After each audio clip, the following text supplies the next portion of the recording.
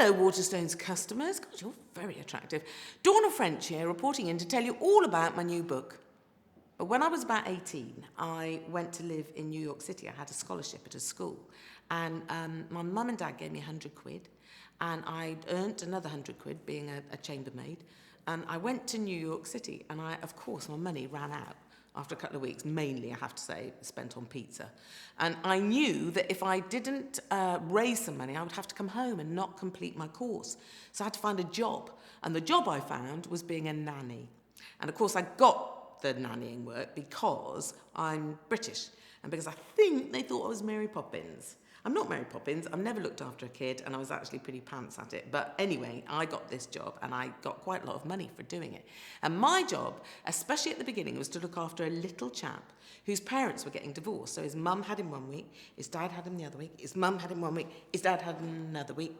And during the weeks that his dad had him, it was my job to pick him up from school, bring him home, cook for him, look after him, I had the keys to their flat, everything. And I was right inside their lives. And so I've taken that as my jumping off point for this book about a girl who goes to live in New York City. Actually, my character, Rosie, that I've written about, is running away from something a bit difficult for her at the very beginning of the book.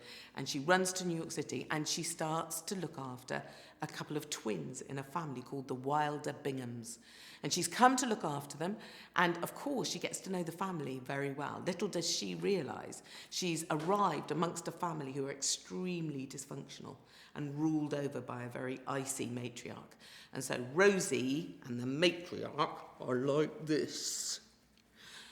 And so my character, Rosie, arrives like a breath of fresh air from the east, and she opens the windows and she explodes a bomb inside that family. And so that was my jumping off point. That's my story, kind of. And then loads of sex happens.